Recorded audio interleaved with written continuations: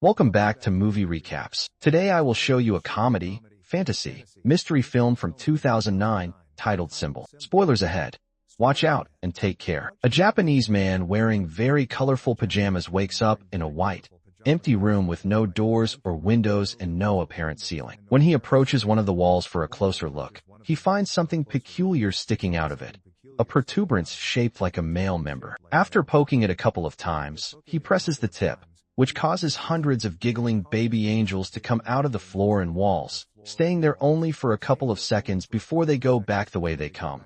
One thing they leave behind, however, now all their members are sticking out of the wall and floor. This is the phase known as learning. As he sniffs the finger he used to touch the weirdly shaped button, the man screams in fear, followed by crying out and begging for help from whoever may be around, to no avail. He decides to start pressing the various buttons to see what happens, and every time he does, a different random object falls into the room, from a small toothbrush to a big vase. By pressing the same button again, he is given the same object, and that's how his testing of this concept on one particular button gives him a big pile of chopsticks. His amusement is short-lived, however, when he presses the button next to the chopstick one, and a small cart comes out of the wall and hits him on the legs. The next button he presses after crying out in pain transforms into a butt, which passes gas on his face. Hours later, the man has accumulated a huge variety of random objects in the room, and when he throws the ball at the wall, it presses a button that gives him sushi. This excites him since he's been getting hungry,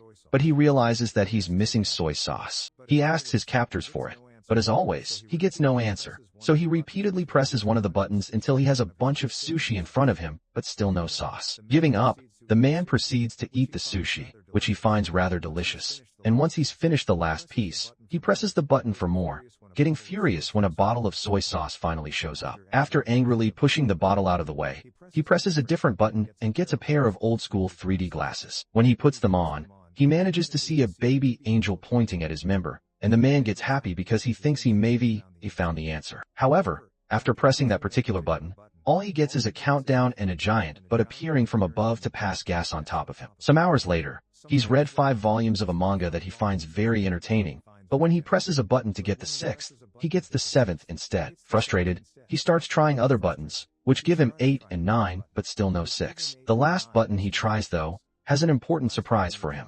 It opens a section of the wall that hides a door behind it. The man celebrates this discovery, but in his excitement, he loses track of which button is the one that opens the exit. He tries one at random and shockingly sees an African tribesman run from wall to wall. The next one makes water fall on his head. The third one turns out to be the one he needs, and as soon as the wall opens, he runs to it, only to see it close on his face. His second try ends the same way, and it's then he realizes that the door stays open as long as the member tip is down.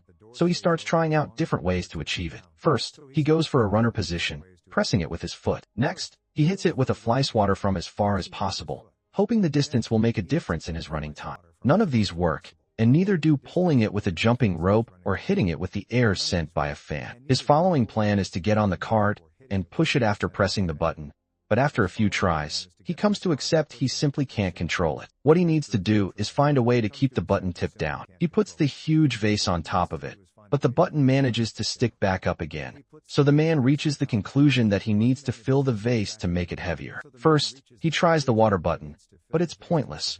No matter how hard he tries to redirect the water, it only falls on him and nowhere else. His next attempt involves filling the vase with sushi, but it becomes so heavy he can't even pick it up. The neck of the vase is also too narrow for his hand to go through. So the man has no other choice but to use chopsticks and remove a bunch of sushi piece by piece. Moments later, once he's removed enough, he manages to barely pick up the vase. So he does exactly that and takes it closer to the buttons. When he gets there, he finds himself having to put down the vase on the floor because he has lost which button it was again.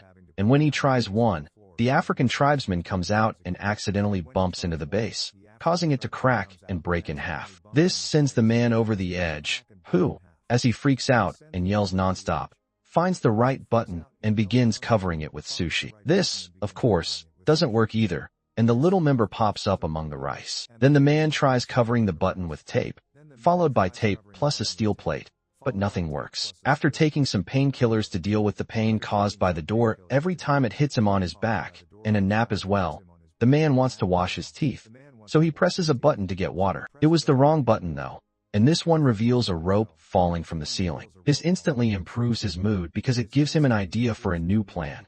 He opens the door, then uses the rope to swing himself across the room and make it before the door closes. Sadly, when he tries to open the door behind the fake wall, he discovers it's locked. He returns to the room just in time before the door closes, although it manages to hit him on his way out anyway. And in frustration, he kicks the wall, activating one of the buttons and revealing the key floating in the middle of the room. Like it happens with the door though, it goes away when the button perks out again.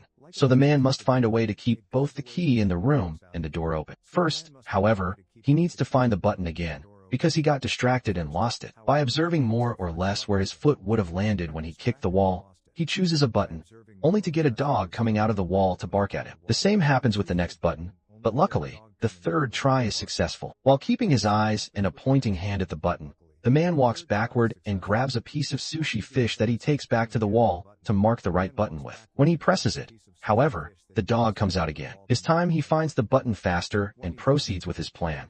He makes the rope appear and swings on it to reach the different buttons, but it is still enough. As he falls to the floor, he sees a plunger he had gotten from one of the many buttons and gets an idea on how to solve his little issue. He can use the plunger to touch the wall and push himself farther. After one failed attempt, the plan goes smoothly, and the combination of swinging on the rope and pushing himself with the plunger allows him to press the button key, grab the key, press the door button, and reach the door before it closes. He wastes no time and inserts the key in the lock, quickly turning it. But when he tries to open the door, he finds a nasty surprise. It also has a separate lock on the top that requires 3 numbers to open it. The man rushes out, getting hit by the door as it closes, and in frustration, he throws the plunger at the opposite wall, activating the button that releases the African tribesman. As he watches him walk by, he realizes something. There are 3 numbers painted on his forehead, which must be the combination he needs. Since the time behind the door is limited, the man goes through the process of doing the whole swinging on the rope and jumping deal 3 times, 1 for each number to be put in. The 3rd time, he stays there and opens the door, which is a bit stuck and he has to push extra hard to open it. When he finally manages to do so, the piece of wall behind him closes, leaving him trapped and without enough room to finish opening the door. Devastated, the man sits on the floor and starts crying, remembering all the fun he had with the objects he had gotten from the buttons. He had been locked there too, but at least he had room to move and entertainment, and now he realizes he didn't appreciate what he had while he could. Suddenly, he feels a breeze on his face coming from the left wall. As soon as he touches it, he finds a crack that indicates it's a fake. He wastes no time and pushes the panel open before running out of there, soon reaching a mysterious hallway floating in a pitch-black area. He feels like he spends an eternity running towards an exit, and when he finally makes it to a room, his hair is longer and the colors of his pajama have faded. This room is also empty and the door he uses closes as soon as he enters. But instead of baby angels, here there are adult ones, who also disappear into the wall and only leave out their members to be used as buttons. This is the phase known as practice. Meanwhile, in a city in Mexico, little Antonio's family is worried. Because the father, a wrestler known as Escargot Man, is behaving more taciturnly than usual. His wife thinks it may be because this next opponent is much younger than him. But the grandfather points out that what matters is experience, not youth. Escargot Man is picked up by his daughter's sister Karen on her truck, and she drives him to the wrestling ring, so he can start getting ready early, which includes changing clothes and praying to the Virgin. At school, Antonio is being bullied by his classmates for betting on Escargot Man, calling him a weak loser. As the time for the match to start approaches, Sister Karen takes her van again and picks up Antonio and their grandfather to take them to see Escargot Man in action. Karen doesn't stay though, and Antonio and his grandfather find some of the last seats for themselves right before the show begins. The first team that enters the ring are the Northern Tough Ones, formed by Super Demon and Tequila Joe. Then Escargot Man and his partner Silver Eagle come in under the team named Kiss Me a Lot. Silver Eagle is the first one to fight for his team with a brilliant beginning, but he's soon overpowered when the Northern Tough Ones fight him together instead of one-on-one. They keep gesturing at Escargot Man, asking him to join the fight, but he refuses to do so until Silver Eagle pulls a trick to make Super Demon and Tequila Joe hit each other. allowing him to escape. Escargot Man is quickly overpowered as well. But just when his opponent is about to hit him with a chair, the man in the mysterious room presses a member button and causes Escargot Man to magically extend his neck and knock out both opponents with a hit of his head. In the room, nothing happens, which calls the man's attention, so he keeps pressing the same button, causing Escargot Man to knock out Silver Eagle, the referee, Antonio, and even the bell. Seeing no results, the man starts trying out different buttons. One causes the singer of a metal band to breathe fire above his audience during a concert in Los Angeles. The other makes a Russian magician fail his trick when he tries to make his assistant disappear. And the third one makes a man in China bark at his own dogs. The man is about to give up when he sees some light coming from above and notices that unlike the last room, here there is no ceiling and he can see the angels flying around in the distance. He decides to try something completely new this time. Instead of pressing the member buttons, he will use them to climb the walls. It works, and every time he grabs a button with his hands or steps on them with his feet, something amazing on earth happens, from flowers blossoming to an elephant dying. The highest he goes, the more complex the effects become. It's not only nature anymore. There is also humanity in both the little and the big things, like a toaster and landing on the moon. By the time he makes it to the top, both the man's hair and beard had grown long, and he doesn't need to hold onto the wall anymore. Now he can float as well, just like the angels, and using all his experience gained from the training at the previous rooms, he embraces his role of God and begins choosing humanity's biggest hits on purpose instead of randomly pushing buttons. By the time he's done, he's surrounded by feathers instead of walls, and he enters a glowing portal that takes him to the last room. This one has the continents on its walls and a huge member button that the man is about to press. This is the phase known as future.